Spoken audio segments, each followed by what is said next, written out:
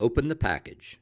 The twist-snap method of opening has been found to be the simplest and fastest method of removing the SWAT-T from its packaging.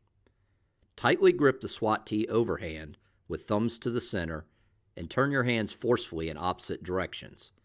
The SWAT-T packaging also has 6 tear points located on the sides of the package, allowing for traditional horizontal opening at the top, bottom, or center of the package. Pressure indicator markings. The SWAT-T can serve as both a tourniquet, a device that stops blood flow to a limb, and a pressure dressing, a device designed to cover a wound and apply pressure. There are markings located along the exterior of the SWAT-T that visually indicate the amount of pressure being applied and thus in which mode the device is functioning.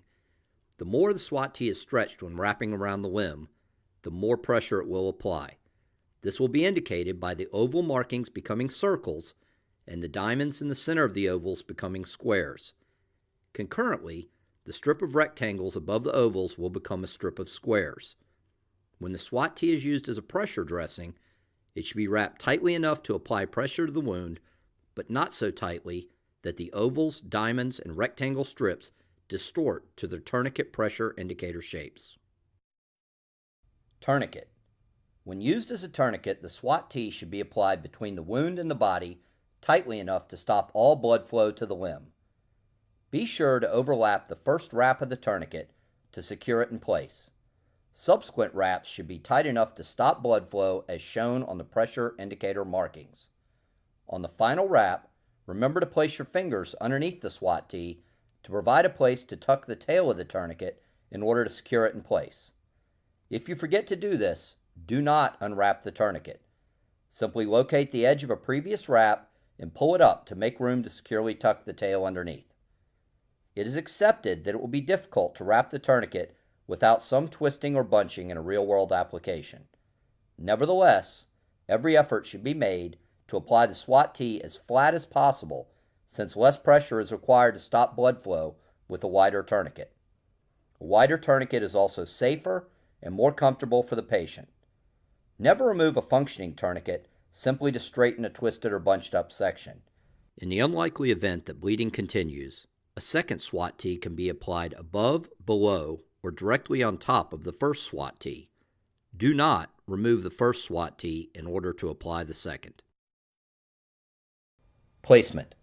Ideally, you want to expose the limb and visually identify the source of bleeding in order to place the SWAT-T between the wound and the body. In some circumstances, visual identification of the wound location may not be practical. In those instances, the SWAT-T should be placed as high on the limb as possible. Be aware that a patient may have multiple wounds and that careful monitoring should be continued after tourniquet application to ensure that all bleeding is controlled. Always double-check the tourniquet application after you move a patient. Pressure dressing. Some wounds, such as those high on the arm or leg or in the groin, are not amenable to tourniquet placement. These wounds should be treated by packing with a hemostatic agent or gauze and then utilizing the SWAT-T as a pressure dressing. The purpose of the SWAT-T in this instance is to apply pressure to the packing material and to protect the wound from further contamination.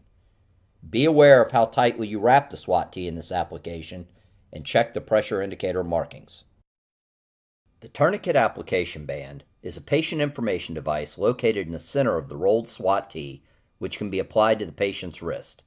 Once bleeding is controlled, you may fill out the tab with appropriate patient care information such as tourniquet application time, heart rate, blood pressure, blood type, and whether radial pulses are present.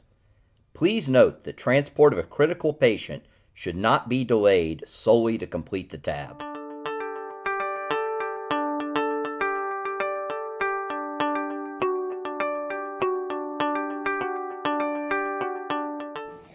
Oh man. Cut my arm on the blades.